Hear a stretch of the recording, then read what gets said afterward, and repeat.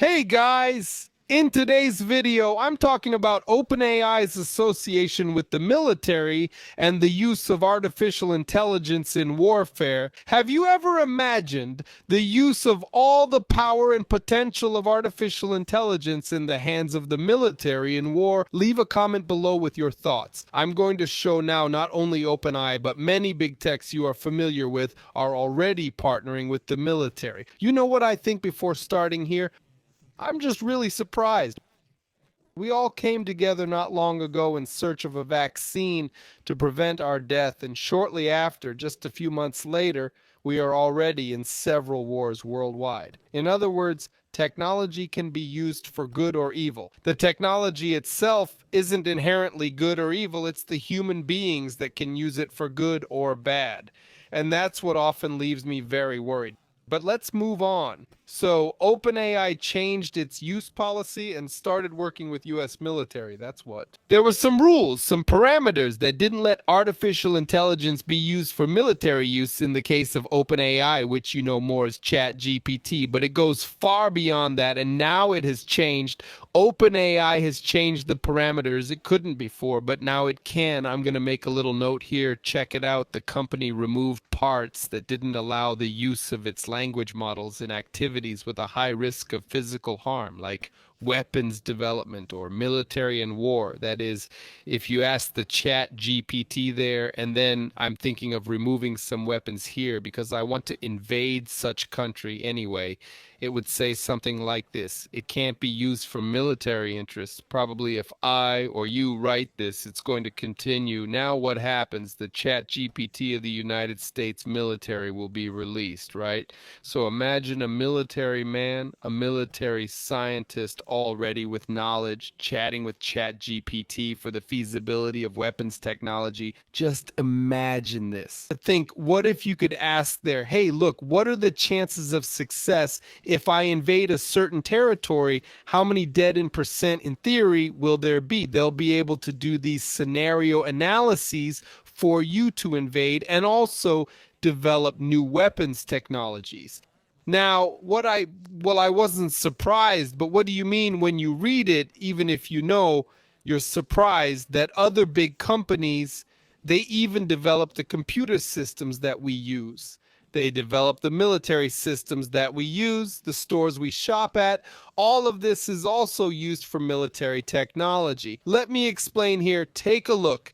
Anna Mankajo, OpenAI's vice president of global affairs, confirmed to Bloomberg that OpenAI is working with the US military to create an open source cybersecurity software project. I used the chat GPT. You also use it if you're subscribed to this channel. You've seen us talk about the tools several times, and now they're with the US Army. But also look at this interesting thing. Google, after closing a deal with the Pentagon in the US to launch the Maven project for analyzing drone surveillance camera footage, faced protests from its employees against this decision. In other words, Google's also involved with the Army, with the Pentagon in the US. Microsoft was also criticized by its employees after closing a military contract of $480 million that would provide augmented reality glasses for soldiers, launched the glasses, at that time launched the Apple Vision Pro. Microsoft released the glasses so far for the video game, for the Xbox and so on. It also used it there for you to do architectural projects and everything else. And now to develop weapons, to conduct simulations like this guy behind me, so you can conduct invasion training exercises. It's akin to a video game. The guy puts on his goggles and starts playing something like Counter-Strike and practices shooting. Look at Amazon, and this too, another group of 1,500 employees from Amazon and Google signed a letter against the $1.2 billion contract between the U.S. military and Israel. The companies provided cloud computing services, artificial intelligence tools, and data center. That's crazy.